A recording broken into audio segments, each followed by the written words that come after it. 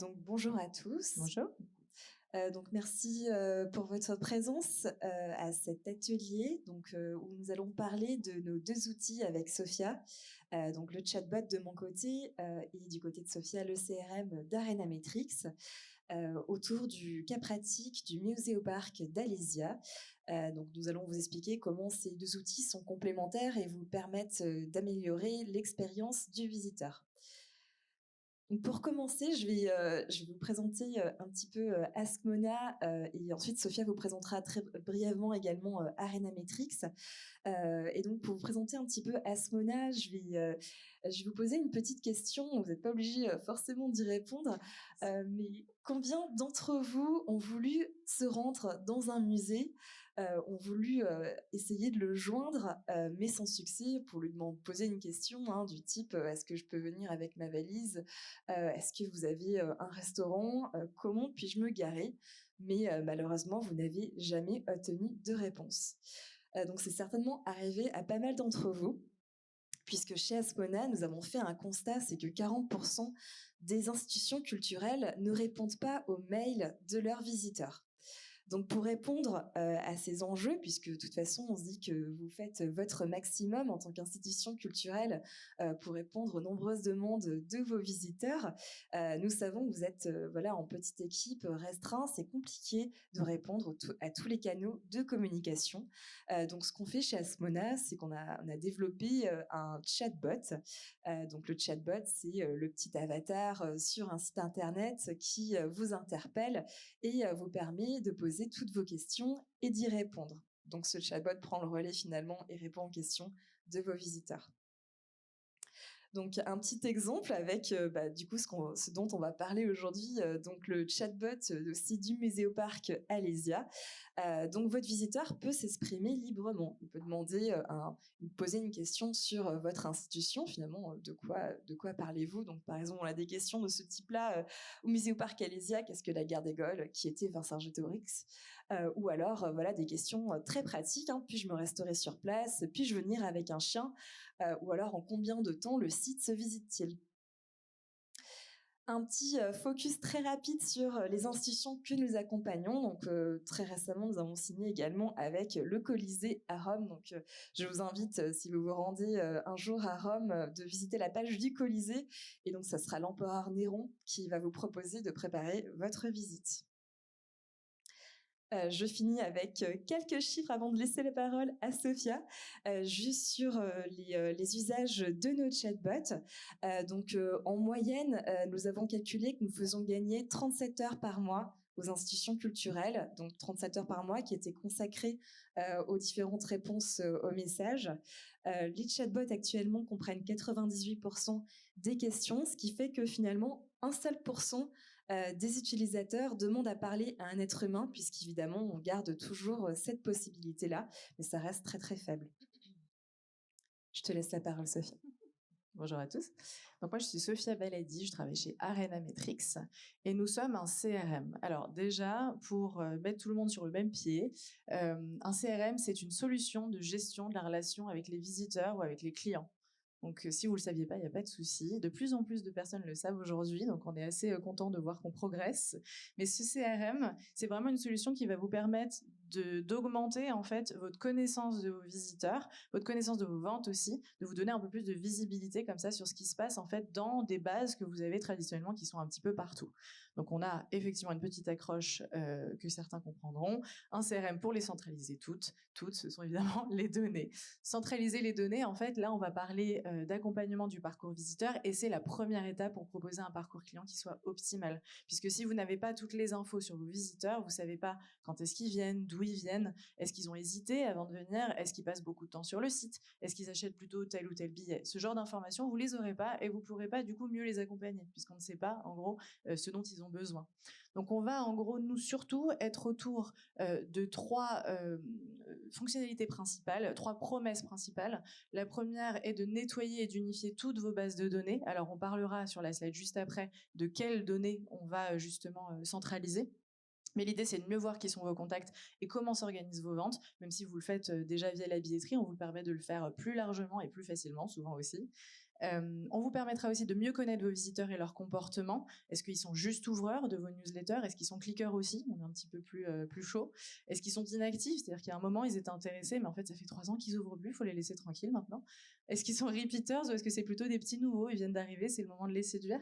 Ou est-ce qu'ils sont juste fans? Pour le musée au Parc Alésia, par exemple, il y a une communauté, comme vous pouvez l'imaginer, de personnes qui sont juste intéressées par l'événement historique en fait qui s'y est déroulé. On pourra aussi vous permettre de mieux construire vos communications et vous aider à gérer votre service après-vente grâce à des communications qui sont efficaces et des efforts de votre part, comme pour Askmona, qui sont optimisés. On sait que vous n'avez pas beaucoup de temps, que vous avez autre chose à faire. Donc nous, notre idée, c'est plutôt de vous aider à travailler plus efficacement et ne surtout pas vous faire perdre de temps. Donc, je vous parlais de la partie récupération des données. Voyons ensemble quelles sont les données qu'on s'est récupérées chez Arena Metrics. Donc, comme tous les CRM, on va vous permettre d'avoir tout un tas de fonctionnalités. Par contre, nous, ce qui est un peu notre spécificité, c'est qu'on ne travaille que pour des lieux de divertissement. Donc, les lieux de divertissement, c'est des lieux qui vont tous recevoir du public, faire en sorte de bien le traiter quand il vient, et ensuite le laisser partir dans l'espoir qu'il revienne ou dans l'espoir qu'il amène des amis qui lui ressemblent. Du coup, notre spécificité à nous, c'est que comme on n'accompagne que des clients qui se ressemblent plus ou moins, alors ça va du club de sport qui peut paraître très très loin pour vous, jusqu'au théâtre un petit peu plus près, jusqu'au musée, château, etc. Vous avez en fait des sources de données qui sont spécifiques. Et ces sources de données-là, nous, on est experts dans la récupération de ces données parce qu'on ne connaît que ça. Donc contrairement à des CRM plutôt marché, nous, on va être extrêmement interfaçable avec Vivaticket, avec Cticket, avec Askmona, avec Guestviews, avec tous les acteurs en fait qui sont des incontournables du secteur. Et à gauche, vous voyez toutes les sources de données qu'on sait gérer, la billetterie, ou les billetteries, vous pouvez en avoir plusieurs, dont les revendeurs. C'est génial ce truc. Le contrôle d'accès aussi, donc le passage au scan, vous avez votre billet, il est scanné, nous on récupère l'info. Les formulaires sur le site internet et tout ce qui va être le trafic identifié. Donc le fait de savoir que quelqu'un a laissé un email et qu'il est resté sur votre page 2 minutes, 3 minutes, ce genre d'infos on les récupère. Les fichiers Excel, ne vous cachez pas, on sait que vous en avez plein, c'est pas grave, c'est normal. Les chatbots d'Askmona, c'est pour ça qu'on est là en train de vous parler avec Askmona, et le livre d'or numérique, par exemple, Guestviews, avec qui on partage notre stand.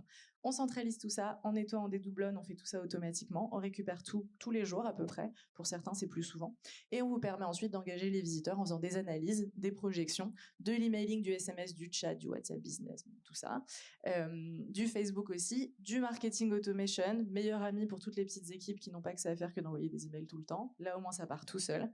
Du RTV programmatique, ceux qui sont perdus, real-time bidding, donc c'est de la pub en ligne, en gros, tout simplement, et des canaux offline parce qu'on en fait toujours et ça marche très bien. Le print, le fait d'envoyer des invitations par courrier, le fait de faire de l'affichage, mais d'une façon où en fait vous savez qui sont vos visiteurs, tout ça, on va pouvoir en fait vous aider sur tous ces canaux, sur toutes ces actions. Voilà pour Arena Metrics. Et on va passer à la présentation du musée au Parc Alésia. Alors malheureusement, ils ne peuvent pas venir aujourd'hui parce qu'ils souffrent un peu des grèves, hein, tout simplement. Donc ils ont reporté en fait leur venue, mais on a eu la chance d'avoir leur présentation et on va vous la présenter en vidéo. Donc les deux personnes qui vont parler sont Sébastien à gauche, qui est le webmaster, qui s'occupe notamment de tout ce qui est sur le site internet, comme son nom l'indique, mais aussi des communications plutôt type newsletter, etc. Et Corentin Brasseur, le chargé de marketing. Il faut savoir qu'au musée au Parc Alésia, il y a une grosse communauté de clients B2C, bien sûr, individuel, mais Corentin, il est vraiment, vraiment spécifiquement sur le B2B notamment. Donc, il est vraiment sur tout ce qui est CSE, groupe tour opérateur. Vous l'imaginez, Alésia, c'est une très grosse destination pour la région Bourgogne, et donc il travaille aussi sur Arena Metrics grâce à ça. Donc là, on va avoir une petite vidéo de 5 minutes où ils vont parler justement du musée au Parc Alésia et pourquoi ils sont passés par Askmona et Arena Metrics pour améliorer leur expérience visiteur. Ah, normalement, la vidéo c'est devrait un être bâtiment qui a été conçu par Bernard Chaumy, un architecte. Ça arrive. Je vais faire une petite musique d'attente si vous voulez. Vous allez voir à gauche, juste après, que vous avez en fait les ambitions principales du musée au Parc Alésia. Je pense que vous savez tous que c'est un lieu assez récent, donc avec un effet waouh qu'il a fallu tenir dans le temps. Ils vont vous montrer un petit peu, ils vont vous parler en fait un petit peu de quelles étaient les ambitions aussi en matière d'accompagnement visiteur. Tout à fait, donc on va les résumer juste après, voilà, si vous n'avez, comme ça vous pouvez prendre le temps d'écouter. Donc c'est un bâtiment qui a été conçu par Bernard Chaumy, un architecte assez célèbre, et nous avons ouvert en 2012. Donc si vous avez fait le calcul, voilà, on a ouvert depuis, on a fêté nos 10 ans en fait l'année dernière, et à l'occasion de 10 ans, on a eu une très grosse programmation pour valoriser un peu le site. Et en 2012, il se trouve qu'on a eu la chance d'accueillir 140 000 visiteurs sur l'année, ce qui était énorme. Et effectivement, pour la plupart des sites, l'année d'ouverture est toujours une très grosse année en termes de fréquentation. Donc, on n'a pas échappé à la règle, ce qui fait que les années d'après, notre fréquentation a baissé un petit peu. Et là, actuellement, notre rythme de croisière est d'environ 80 000 visiteurs à l'année. Et même malgré les années Covid, etc., on s'en sort plutôt pas mal. Donc, pour essayer toujours d'avoir une fréquentation qui soit effective et optimale, on a besoin d'outils de communication. On est très actif sur les réseaux sociaux. D'ailleurs, si vous ne nous connaissez pas, je vous invite à nous suivre sur les réseaux.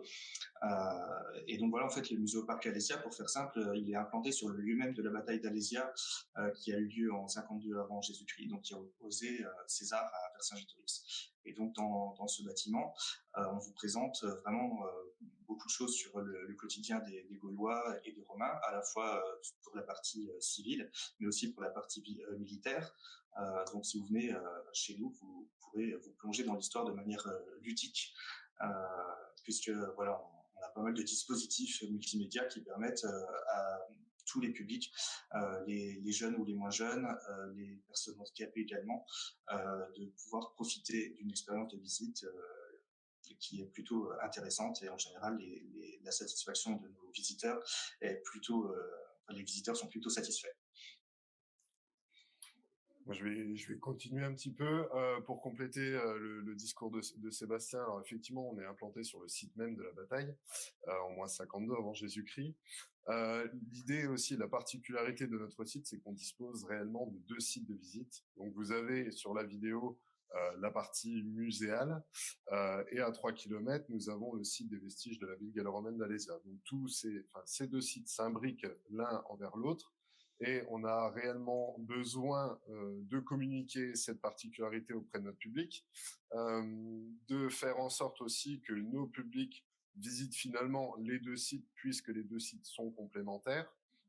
Et on a un grand besoin également de communiquer sur toute la partie programmation, puisqu'on a une programmation qui est relativement riche tout au long de la saison finalement.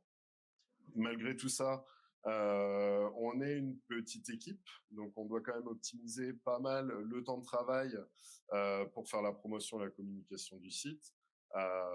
Sébastien et moi-même, on appartient au département de l'accueil et du développement du site Alésia, une équipe qui est composée dans les bureaux en permanent de 4-5 personnes.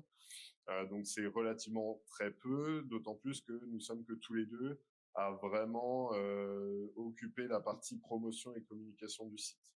Donc c'est pour ça que on a décidé avec la direction de s'attacher les services d'Arena Metrix puis d'Askemona, dans un but réellement de pouvoir nous faciliter, on va dire, le travail et d'optimiser au mieux notre temps de travail. Et la problématique principale, c'est qu'on se situe vraiment sur un territoire rural, pour le coup, et on n'a pas un flux de touristes énorme en hors saison, si je puis dire. L'axe principal touristique chez nous sur le département de la Côte d'Or, ça reste la côte des vins entre Beaune et Dijon. Donc nous, le grand enjeu finalement, c'est de déplacer ce visitorat et de le faire venir jusqu'à chez nous, tout en sachant qu'on est à 1 heure de Dijon et 45 minutes de Beaune. Voilà pour la partie, on va dire, touristique. Et on a également des besoins au niveau de nos nouveautés, de pouvoir communiquer facilement et très simplement auprès de nos publics. Je pense notamment à nos travaux. L'actualité, on va dire, la plus importante, ces 2-3 dernières années, ça a été, comme vous l'avez vu sur la vidéo, la refonte totale de notre espace muséographique. Donc on a plus de 1000 mètres carrés d'exposition qu'on a refait en 2021. Avec un tout nouveau parcours qui permet maintenant de voir Alésia de la préhistoire jusqu'à aujourd'hui. Et on a voilà des projets en cours également. Là, on a le restaurant qui se refait totalement au niveau de son architecture, de son mobilier et de son type de restauration. Donc ça, on n'hésite pas aussi à le communiquer via les différents dispositifs. Donc c'est un bâtiment qui a été conçu par Bernard Chaumy, un architecte assez Faut célèbre. arrêter les vidéos. Et nous avons ouvert en 2012. Sauf si vous en voulez une deuxième. Si vous avez fait le calcul, voilà, on a ouvert depuis, on a fêté nos 10 ans en fait, l'année On va la dernière. refaire. Et à l'occasion de 10 ans, Donc voilà, vous l'avez vu pendant longtemps, mais on l'a remis un petit peu, la slide en fait qui résume un petit peu les enjeux du parc Alésia. Sur l'année.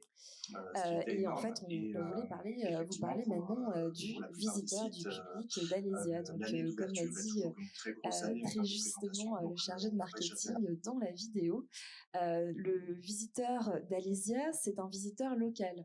Donc, c'est une personne qui vient généralement de Dijon. On pense que c'est plutôt quelqu'un qui a 45 ans, qui est probablement père de famille avec 1 ou 2 enfants, et probablement salarié dans le profil. Et tout ça, on le connaît puisque grâce à RNA Metrics, on a pu collecter de la donnée et savoir à qui on s'adressait.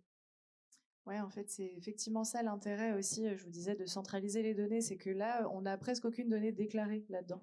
On est presque que sur des données déduites. Donc en fait, on analyse, nous, les ventes, on analyse d'où viennent les gens, on va avoir une petite part de répondants qui veulent bien donner leur âge, etc.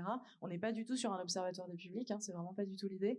C'est plus qu'on va chercher un persona un peu pour justement aider ensuite à trouver une voie, un moyen d'aider en fait le parcours de ce visiteur qui a priori est le visiteur le plus représenté chez le musée au parc Alésia et surtout le visiteur le plus fidèle. Donc c'est voilà plutôt une femme. Bon, après Christine Dupont on sait pas mais on l'a appelée comme ça et une femme qui revient donc qui est plutôt repeater, qui vient en famille et voilà ce que tu disais qui habite pas très loin et qui est salarié. Donc pourquoi c'était important de repartir un peu de qui est cet auditorat, puisque comme vous l'avez entendu, l'enjeu du musée au parc Alésia, c'est de fidéliser cette personne, donc ce profil de visiteur. Donc nous, en fait, chez Asmona, on est le premier point de contact avec ces visiteurs, puisque finalement, le chatbot, il interpelle les visiteurs à un moment donné où on va naturellement chercher sur le site du musée au parc Alésia des informations pour pouvoir préparer sa visite. Donc l'idée, c'est que cette personne qui a envie de venir au musée au parc Alésia, elle soit à l'aise à utiliser cet outil-là. Donc nous, en fait, quand on a développé le chatbot, on a pensé à cet auditorat. Et donc, on a choisi un avatar féminin, puisqu'on pense que la plupart des personnes qui viennent au musée au parc Alésia sont des femmes. Et on a utilisé plutôt un ton décalé et amusant qui correspondait finalement à ce public-là. Donc finalement, le chatbot peut être utilisé plus facilement puisqu'il a un petit quota sympathique pour ce public. Donc maintenant, on va parler un petit peu de l'expérience visiteur. Donc comme je vous l'ai dit, en fait, nous, on intervient vraiment au tout départ quand finalement le visiteur commence à préparer sa visite. Donc c'est là, en fait, on va commencer à collecter des données. Donc nous, en fait, le chatbot, donc je vous parle un petit peu comment ça se passe et je vais revenir après dans un second temps sur quel type de données on peut collecter et ces données-là, comment elles vont être utilisées par RNA Metrics. Juste pour vous montrer un petit peu comment ça fonctionne, le parcours d'un visiteur. Donc finalement, il vient préparer sa visite sur le site internet, il tombe sur le chatbot, il va pouvoir poser toutes ces questions, comme je vous ai dit au début, tiens, comment je fais pour venir, combien de temps prend la visite, j'ai des enfants, qu'est-ce que vous pouvez me proposer en termes d'activité sur le site du musée au parc Alésia. Et en plus, le petit chatbot propose de s'inscrire à la newsletter, donc de rester en contact, puisque l'objectif, c'est de fidéliser cet auditorat. Donc, il faut vraiment le mobiliser au maximum. Et donc, toutes ces informations, après, derrière, sont transmises à RNA Metrics. Effectivement, si tu peux rester dessus une bien seconde. sûr, tout à fait. En fait, dans l'idée, là, on vous parle du parcours visiteur et peut-être que vous êtes un peu étonné de voir qu'on s'y intéresse avant même la visite. C'est-à-dire que c'est pas encore un visiteur, c'est pas encore un acheteur. Et on est déjà en train de parler de lui en tant que visiteur. Puisque c'est un visiteur de votre site. Donc, en fait, c'est déjà quelqu'un qui, manifestement, a besoin de votre intérêt, de votre attention. On insiste un petit peu sur le fait que vous avez besoin d'un site qui soit clair, qui soit à jour et qui soit traqué, s'il vous plaît, avec des balises dessus, pour qu'on puisse récupérer des données, les données dont parlait Céline à l'instant. En fait, on va avoir effectivement une proposition qui est ultra qualitative avec le chatbot, mais dans tous les cas, vous avez besoin aussi que le site derrière aide le chatbot pour avoir en fait des informations à jour. Sur Muséoparc Alésia, on a la mise à disposition d'une newsletter, c'est assez simple. On a certains clients, nous, qui travaillent plutôt sur des pushs commerciaux, donc avec plutôt de l'envoi, non pas d'une newsletter un peu régulière avec du contenu, mais avec tout simplement l'envoi d'emails qui vont relier des actualités, des choses comme ça. En fait, dans tous les cas, toutes ces informations remontent dans le CRM, celles qui viennent et qui sont très qualitatives du chatbot Askmona, et celles qui viennent du site web de façon plus traquée, dans le sens plus tendanciel, en fait. Tout à fait. Là, je vais juste revenir sur le chatbot et ce qu'on traque avec Alésia, donc qui va plus être de l'ordre de la newsletter. Donc finalement, nous, on va recueillir comme information l'email, le nom, le prénom, mais en fait, on recueille énormément de data avec le chatbot. On recueille aussi des questions qui sont posées de manière naturelle. Donc finalement, si votre visiteur pose souvent la question de où se trouvent les toilettes, c'est qu'il y a un problème de signalétique chez vous ou un problème d'information. Ça peut être ce type d'information un peu surprenante qu'on peut découvrir, ou alors ça peut être quelque chose de très qualitatif. On a eu des cas où des questions étaient posées sur plutôt un personnage par rapport à un site, et c'est vrai que les équipes du musée n'avaient pas du tout pensé à intégrer un petit scénario ou des explications sur un personnage qui intéressait fortement les visiteurs. Donc finalement, pour Alésia, aujourd'hui, on collecte juste ce type de données, mais on pourrait très bien collecter plus de données et les transmettre à Arena Metrics. On pourrait tout à fait collecter des données du type intérêt. Donc finalement, je m'intéresse par exemple à Jules César, ce qu'il n'y a pas forcément de scénario aujourd'hui sur Jules César. On peut collecter des données sur le profil. Bah tiens, la personne a demandé des informations sur des visites avec des enfants. Donc c'est quelqu'un qui a des enfants. On peut collecter aussi l'adresse, l'âge. En fait, plus on rajoute des questions et plus on donne cette possibilité-là, plus nous, derrière, on peut transmettre les informations à Arena Metrics qui va pouvoir les utiliser et vous proposer derrière une communication plus personnalisée. On va effectivement utiliser toutes ces données, donc soit des données déclaratives, vraiment je donne de moi-même, mon nom, mon prénom, etc., soit des données déduites. J'ai beaucoup posé de questions sur le contenu pour les familles, donc a priori j'ai l'air d'être plutôt intéressée par ça, ou des questions sur l'accès, donc c'est peut-être ma première fois. En gros, toutes ces informations-là, ces données, on va pouvoir les récolter, et ça sert ensuite au Muséoparc à envoyer des communications qui sont ciblées et à rebondir sur des actions. Donc en gros, on va avoir une première étape qui est celle de segmenter les publics en fonction des intérêts et des comportements. Alors les tout petits, voilà, ces choses-là, c'est des aperçus de leur CRM. On parle beaucoup de Arena Metrics va faire ceci. Arena Metrics, nous on peut le faire, mais c'est le Muséoparc qui le fait en utilisant Arena Metrics. Donc en fait, les données, évidemment, ils en sont propriétaires, ils font ce qu'ils veulent avec. Nous, on les conseille simplement sur comment mieux les utiliser. Ici, vous allez voir en fait des filtres qu'ils vont utiliser, donc ils sont capables non pas d'envoyer un email à tout le monde en disant je prends tous les abonnés à mon newsletter et j'envoie le même mail à tout le monde, mais plutôt aller chercher les personnes qui sont déjà venues, en 2021 mais pas en 22, du coup on va peut-être les relancer, des personnes qui sont très intéressées par l'archéologie. En fait, eux, leur truc c'est pas tellement d'aller jouer, on va dire, avec les dispositifs hyper chouettes qu'on verra juste après du musée, mais plutôt d'aller dans la partie justement en plein air dont parlait tout à l'heure Corentin. En allant voir les ruines, etc. Et cette partie-là va vraiment permettre d'arriver d'une base qui est une base large et un peu inactive, finalement, qui ressemble un petit peu à une publication dans la presse, jusqu'à une base qui est extrêmement active, extrêmement intéressée et du coup assez captive et qui va apprécier d'autant plus que vous envoyez des emails, alors que c'est pas forcément le cas quand on reçoit quelque chose qui est pas très personnalisé. On a une deuxième étape qui va être celle d'envoyer des communications qui sont faciles à voir. Alors ça, c'est juste un intérêt de l'outil. Mais vous voyez par exemple que lors des 10 ans d'Alésia. Ils ont fait tout un tas de programmes, énormément de choses autour de leur base visiteurs, autour justement de cet anniversaire. Et pour cet envoi d'emailing-là, qui était vraiment pour les journées européennes de l'archéo, ils n'ont pas envoyé à tout le monde. Ça n'avait pas d'intérêt. Beaucoup de gens ne sont pas intéressés en fait par les journées européennes de l'archéo. Donc ils ont fait un genre d'envoi massif de newsletter avec cette information-là. Et pour ceux qui avaient l'air d'être très intéressés parce que n'habitant pas très loin ou étant très proche de la thématique, ils ont envoyé des pushs qui sont vraiment des pushs dédiés comme ça, dont je parlais tout à l'heure. Et tout en dessous, bien sûr, on n'oublie pas d'analyser le comportement des contacts. Ça aussi, c'est de la donnée. La donnée, c'est pas juste nom, prénom, email, est-ce qu'il est intéressé, c'est est-ce qu'il a cliqué, est-ce qu'il est resté longtemps sur le mail, est-ce que quand il l'ouvre plutôt à 8h du matin ou à 18h, est-ce que quand il ouvre, il achète tout de suite ou en fait, il fait un tour sur mon site pendant 4h30, je ne sais pas pourquoi, et après, il revient, il a besoin d'un autre email. Ça, c'est des données aussi, on en a besoin pour convaincre les hésitants, pour réactiver les timides, on aime bien les appeler comme ça, et pour surtout s'assurer de l'intérêt de vos cibles. Donc de continuer à envoyer des messages qui sont intéressants. N'envoyez pas des messages qui servent à rien. Là, vraiment, c'est ni écologique, ni intéressant pour vous, ni stratégique. Ça dégrade en fait votre notoriété. Les publics ont plus envie de vous suivre alors qu'à la base, ils vous aimaient bien. Donc vraiment, cette partie-là est très importante et on appuie beaucoup dessus. Donc on continue en fait le parcours. On était sur l'avant-visite. Donc c'était avant que je vienne directement au Muséoparc Alésia. Quand je suis sur le Muséoparc Alésia, ça continue. On a une ambition là qui n'est plus d'informer et de séduire. On est plutôt sur de l'accompagnement pendant la visite. Donc on va faire en sorte en fait de mettre en valeur les événements, mettre en valeur le contenu. Souvent vous avez énormément de contenu et finalement pas beaucoup d'occasions de le montrer parce qu'il y a vraiment beaucoup de choses à dire. Et dans le cadre de la visite du Muséoparc Alésia, depuis cette refonte dont a parlé Sébastien tout à l'heure, on a en fait une muséographie où ils ont la chance d'avoir quelque chose de riche, de moderne et qui est retravaillé pour que l'expérience soit très intéressante. Ils ont vraiment des dispositifs qui marchent avec les adultes, qui marchent avec les enfants, qui sont à la bonne taille, ça paraît idiot mais c'est déjà pas mal, et qui en plus sont pensés pour faire en sorte que la personne reste un jour entier sur le lieu.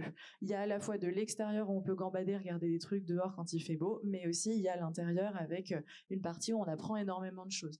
Et tout ce que vous voyez ici, en fait, va générer, là encore, des données qui seront intéressantes pour le Muséoparc Alésia. Il parlait tout à l'heure du fait qu'ils ouvraient un nouveau restaurant. Ce sont aussi des données qu'on peut récupérer. On récupère des données de resto, de boutiques, etc. Parce que c'est encore une fois très intéressant de savoir que les gens qui sont venus et sont restés 2 heures ne sont pas allés au resto. Il y en a d'autres qui, par contre, se sont restés 8 heures et sont allés au resto 2 fois, des choses comme ça. À chaque fois, on a une récolte de données en tout point. Donc la caisse, les dispositifs de médiation, les restaurants, le parcours. La médiation, c'est quelque chose à laquelle on pense pas assez en matière de vecteurs de données. C'est très intéressant puisque, en gros, vous promettez de la valeur aux visiteurs contre une information qui finalement, elle, a moins de valeur. Vous lui demandez, est-ce que vous voulez bien me laisser votre email? J'ai un truc très classique. Et moi, à la fin, je vous enverrai un récap de tout ce que vous avez vu pour que vous puissiez l'emporter à la maison après. Hyper intéressant. Alors que, voulez-vous recevoir la newsletter? Il y a quoi dedans? On s'en fout, en fait. Ça, c'est vraiment intéressant. Et ça, c'est le bon moyen de le faire en 2023, je dirais. Et eux, ils sont en train de le construire. On est très fiers du Muséoparc Alésia pour ça. Il y a bien sûr aussi la recueil de la satisfaction à chaud. Et quand on est sur la fin de parcours, donc là, la personne est partie, et on pourrait se dire, bon, bah, c'est bon, elle est partie, hein, on s'arrête, c'est bon, on la laisse. Pas du tout. Là, ça va être le moment d'aller recueillir sa satisfaction à froid. Donc à chaud, la personne, elle va se dire, j'ai pas trouvé les toilettes, pourtant le chatbot m'avait dit où c'était, je suis un peu énervée, ça m'a vraiment gâché ma visite, et elle va être un peu critique, on va dire, ou alors super emballée. Là, vous avez une autre occasion d'aller chercher la satisfaction cette fois à froid. Et des fois, c'est rigolo parce que c'est pas du tout la même. On est sur quelqu'un qui était vraiment pas content des toilettes, et puis en fait, 2 jours après, il se dit, bon, en fait, c'était quand même vachement bien. Donc on a un recueil de la satisfaction à froid qui est automatique, et on a une réaction à cette satisfaction. C'est pas juste, est-ce que vous avez bien aimé? Oui, non. Ok, super, au revoir. Là, c'est, est-ce que vous avez bien aimé? En général, plutôt une note. Et si la note est mauvaise, on va peut-être envoyer un petit message à la personne en lui disant, bah, je suis désolée, qu'est-ce qui s'est passé? Qu'est-ce qu'on peut faire mieux la prochaine fois? Co-construction, hyper apprécié. Faites ça, c'est hyper chouette. Le Muséoparc le fait, et nous, on apprécie beaucoup les retours, parce que les retours les aident aussi justement à travailler sur la façon de présenter les œuvres, de parler avec leur public, de former aussi la médiation sur place. Et si c'est quelqu'un qui est très content, nous, ça va nous servir comme info ensuite, parce que ces personnes très contentes, on va venir les embêter un petit peu plus que les personnes qui étaient ni chaud ni froid. Donc c'est vraiment tout ça, des données, encore une fois. Bon, de toute façon, moi, je parle que de données, je travaille pour un CRM, c'est hyper chiant. Mais en gros, c'est vraiment intéressant et surtout, ça vous aide ensuite sur le parcours de visiteur. Parce que vous avez là des personnes qui vous donnent des infos, mais ces infos, elles sont pas valables que pour elles, elles sont valables pour tous vos visiteurs. Donc elles sont vraiment très précieuses. Une des façons de réutiliser ces infos, je vous disais qu'après la visite, vous pouvez envoyer un récap de tout ce que la personne est venue voir au niveau des contenus, etc. Ce que fait le musée au Parc Alésia, c'est notamment d'envoyer des contenus qualitatifs qu'ils n'ont pas toujours eu l'occasion en fait d'utiliser sur place. Je pense qu'on a tous fait ça dans un musée où il y a plein de choses à voir. Il y a 142 000 vidéos, on n'a pas 8h30 pour visiter, donc on fait un petit choix. Et eux, ce que vont faire le musée au Parc Alésia, c'est qu'ils vont vous proposer d'aller chercher d'autres contenus qualitatifs après la visite et de vous les envoyer parce qu'ils savent que vous êtes intéressé. Par exemple, les petites séries de vidéos sur YouTube sur l'objet du mois où ils prennent, alors je sais plus combien de temps c'est, 1 minute, oui c'est ça, 2 minutes, pour vous parler en fait d'un petit objet que vous avez très probablement vu mais sur lequel vous vous êtes pas arrêté. On a en fait finalement avec tout ça, vous le comprenez, une construction d'une relation suivie avec le visiteur. On n'est pas juste sur le fait d'être venu et puis voilà, on est vraiment sur quelque chose qui est le début d'une histoire, on va dire ça, avec des communications qui sont personnalisées, adaptées aux préférences du visiteur. Et là vous me dites, ok c'est cool, mais moi j'ai pas le temps de faire ça. Mais en fait tout ça est automatique, c'est vraiment juste avec des critères. Nous on travaille avec le musée au Parc Alésia pour se dire, voilà, il faudrait faire ça, c'est intéressant, et puis après ça tourne tout seul. Et toujours, ça j'insiste beaucoup là-dessus, c'est pareil pour le chatbot aussi, les personnes ont la gentillesse de vous laisser des informations sur eux, des informations qui sont personnelles, et vous devez respecter ces informations. Vous avez tous entendu parler du RGPD, ne l'ignorez pas, ne laissez pas mourir vos bases, ça ne sert à rien d'avoir une base inactive, et ça ne sert à rien d'avoir une base vieille, et c'est même illégal. Vous devez supprimer les données qui sont trop anciennes, vous devez vous assurer de l'intérêt de vos visiteurs, et vous devez avoir une gestion finalement humaine de ces données. Ça paraît un peu intrusif quand on en parle comme ça. Je pense qu'il y en a beaucoup qui n'ont pas trop l'habitude de manipuler autant de données et qui se disent mais enfin est-ce que la personne va m'en vouloir en fait de lui dire tu as abandonné ton ticket dans mon panier. Voilà. Non, si vous le faites bien. Et c'est ça en fait le sujet, c'est de le faire bien. Donc soyez respectueux des droits tout simplement de vos contacts. Juste un petit mot sur l'après-visite. Donc, comme vous l'avez entendu, en fait, l'enjeu du musée au Parc Alésia, c'était la fidélisation. C'est des enjeux en fait sur lesquels, du coup, le chatbot aussi est suggéré. Enfin, on essaye, du coup, l'idée d'avoir, pardon, d'avoir un objet, un focus sur l'objet du mois. C'est quelque chose qu'on fait très souvent, soit pour susciter la venue, soit pour donner envie de revenir. C'est vrai que pendant une visite, bon, on voit pas tout. Parfois, il y a des objets qui sont pas forcément disponibles aussi, qui reviennent. Donc l'idée avec ce chatbot, c'est que voilà, j'ai fait ma visite, mais alors si j'ai envie de revenir, le chatbot aussi peut me proposer spontanément de découvrir de nouvelles choses. Donc voilà, il faut multiplier en tout cas les outils. Il n'y a pas un seul moyen de communication, mais plusieurs. La répétition, c'est le secret, hein, on vous cache pas, vous le savez très bien. Donc plus vous répétez une information, plus vous êtes sûr que qu'elle touche finalement vos visiteurs et qu'elle soit efficace. Donc du coup, voilà, on a beaucoup parlé du créer du lien et qu'on construire et fidéliser. Et donc c'est vrai que Sophia, si tu veux rajouter quelque chose sur ces éléments-là. En gros, c'est juste une représentation graphique de ce dont je vous parlais juste avant. Mieux connaître vos publics passés. Donc là, on a une idée en gros des publics justement qui sont venus. Alors on a tant de contacts, c'est plutôt des femmes. C'est grâce à ça qu'on a fait le personnage que vous avez vu au début, hein, la Christine. L'idée, c'est de les faire revenir. Donc là, ici, on est plutôt sur une vision de l'engagement des visiteurs. On va avoir en fait tous les contacts qui nous intéressent, super. Ensuite, ceux à qui on a le droit de parler parce qu'ils nous ont laissé un opt-in ou parce qu'ils ont visité, ils ont acheté un bien un moment, ceux qui sont venus au moins une fois dans les 3 dernières années, ceux qui sont venus plusieurs fois, et vous voyez que plus ça monte, moins il y a de gens, puisque les gens sont de moins en moins engagés, c'est normal, dans votre base. Et l'idée, c'est ensuite d'attirer leurs semblables, donc ne pas capitaliser uniquement sur les données qu'on a sur eux, mais s'en servir pour faire ce qu'on appelle des jumeaux statistiques, donc de savoir que ces personnes-là ont l'air de bien aimer le musée au Parc Alésia, on va aller en chercher d'autres, et du coup, on va augmenter la communauté, augmenter le nombre de personnes avec qui vous pouvez parler. Donc on a choisi de résumer un petit peu ce qu'on a dit pendant cet atelier pour vous laisser un petit peu 3 informations clés à retenir avant de nous quitter. Donc du coup, la première information, c'est, comme on vous disait, c'est vraiment faciliter votre quotidien en proposant des outils qui sont adaptés à votre public, hein. Donc ça nécessite aussi de le connaître un peu plus, mais ces outils-là aussi, plus vous les utilisez et plus vous allez pouvoir collecter des données qui vont vous permettre d'ajuster votre communication, mais ça va beaucoup plus loin, ça va sur votre expérience aussi lors de la visite, votre suivi visiteur, puisque finalement plus vous proposez, plus vous les connaissez, comme vous l'avez très bien dit Sophia, plus vous allez connaître cette base qui potentiellement va revenir et que vous allez pouvoir fidéliser. Donc, proposer plusieurs points de contact à vos visiteurs et capter leurs données. Donc, comme on a dit, voilà, au niveau même de la médiation, proposer de repartir avec un petit souvenir. Donc, ça peut être un parcours, ça peut être un petit objet peut-être laissé à votre boutique. Une photo. En échange, voilà, une photo, absolument. En échange de leurs données qui seront gentiment données. Et donc, servez-vous de ces données au maximum pour adapter le message à votre audience, sachant que nous, on est là, que ce soit Arena Metrics ou Askmona, on travaille ensemble. Hein. Donc, l'idée, c'est vraiment de croiser toutes ces données qu'on va collecter, de collaborer et de vous accompagner dans des recommandations pour vous améliorer votre communication et donc derrière votre expérience visiteur. Donc, si vous avez des questions, nous sommes à votre disposition. On espère. Ah oui, trop bien. Allez-y.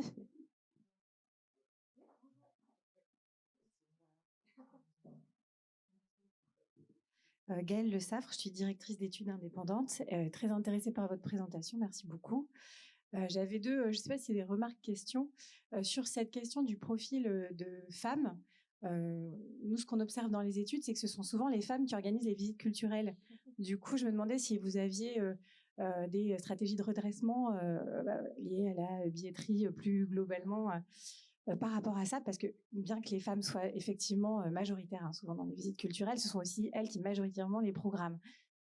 Donc j'imagine que vous y avez pensé, donc c'est une première remarque. C'est une excellente question. En fait, effectivement, nous, ce qu'on vous montre, c'est des informations qui ne sont pas forcément utiles pour l'observatoire des publics. On n'a pas du tout cette prétention. Hein.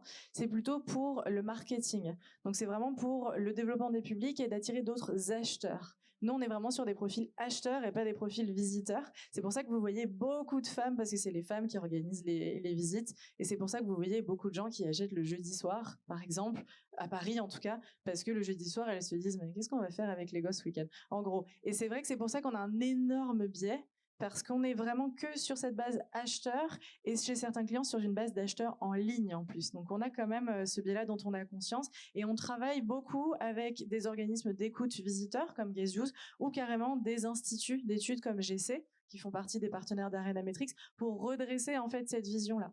On n'a jamais la prétention de dire c'est ça vos visiteurs, c'est plutôt c'est ça vos acheteurs. D'accord, super, très intéressant. Et si je peux me permettre aussi, je ne veux pas monopoliser la parole, mais j'avais une autre question sur l'après-visite. Je me demandais si vous aviez interrogé des visiteurs d'une manière ou d'une autre pour savoir si eux avaient des attentes après la visite, parce que c'est une problématique que je soulève actuellement dans une étude que je mène, et du coup, j'ai quelques éléments moi de mon côté, mais du coup, j'aimerais bien connaître les vôtres. En fait, ça dépend beaucoup de nos clients. J'ai pas trop parlé de nos clients. On accompagne 155 clients à peu près et 50 sur la partie musée. Et en fait, on a certains clients qui vont utiliser le post-visite, juste pour remercier. C'est-à-dire qu'en fait, ils disent voilà, merci d'être venu. Nous, on essaye d'aller un peu plus loin parce qu'on trouve que c'est léger. Il y en a qui vont demander une note qui est sur 5. Alors, c'est quand même 5 étoiles, ça va pas très très loin. Hein. Et il y en a d'autres qui, par contre, ont derrière une vraie enquête, notamment avec des verbatims. Et ces verbatims-là vont pouvoir être réutilisés ensuite, notamment pour nous, pour calibrer justement ce besoin en fait de qu'est-ce qu'ils attendent de plus. Nous, on le fait de façon très humble, parce qu'on n'a pas le moteur d'analyse derrière, c'est pas notre cœur de métier. Mais par contre, ce qu'on permet de faire à certains de nos clients, c'est d'avoir en fait dans ce mail de post-visite la possibilité de laisser un avis. En fonction de cet avis, de poser des questions supplémentaires. Et sur ces questions supplémentaires, il y en a certaines où on va réussir à récupérer justement de l'intérêt. Donc des personnes qui disent j'ai manqué de contenu, on va les mettre dans les newsletters de contenu par exemple. Les personnes qui ont dit j'ai manqué d'infos, on pourra transmettre l'info par exemple à Asmona pour qu'il retravaille, il est déjà très bien, mais le chatbot. Mais voilà, en gros, on va essayer de réutiliser ces informations-là. Après, encore une fois, c'est pas représentatif, je vais y arriver. Donc c'est plus des intentions. Merci beaucoup. Rajouter quelque chose, sachez que aussi pendant la visite, on a beaucoup d'utilisateurs du chatbot qui viennent donc poser des questions, comme je vous ai dit, ça peut être serviciel, donc ça peut être aussi sur le sujet du site. Donc tout ça aussi, ça nous permet du coup d'améliorer cette visite, ça nous permet de recueillir des informations du coup sur leur expérience et derrière voilà d'améliorer ce qu'on peut proposer. Alors soit on vous les transmet, si ce sont les toilettes, voilà rajoutez des panneaux s'il vous plaît. Mais c'est un cas concret, c'est une véritable histoire. Si c'est un sujet, ça peut aussi être source d'inspiration. Pourquoi pas pour une newsletter, un contenu peut-être de mailing sur un compte complémentaire ou derrière venir enrichir votre médiation in situ ou bien le chatbot tout simplement. Voilà. Est-ce que vous avez une autre question? On va récupérer le micro. Merci. Oui, bonjour. Thierry Rosset, chez Acculturé, consultant. Je voudrais savoir si vous proposez de l'intégration de données exogènes, extérieures à l'organisme, notamment côté peut-être Arena-Metrix, pour rendre plus pertinents les analyses et les phénomènes peut-être exceptionnels, des grèves, des météo, les choses de ce type. Et peut-être du côté d'Asmona, des outils de facilitation pour que on renvoie pas vers une URL et qu'on soit un peu perdu, et que l'expérience visiteur soit encore meilleure.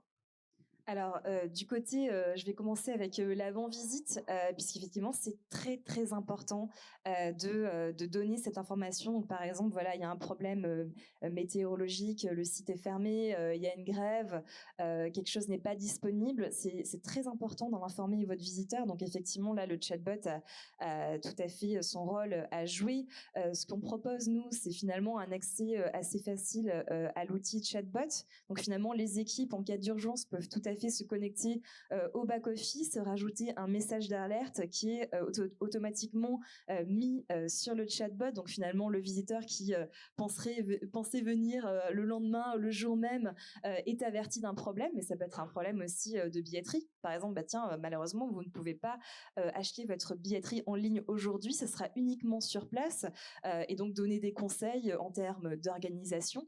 Donc oui, effectivement, c'est ce qu'on peut faire et on peut tout à fait lier automatiquement aussi d'autres outils.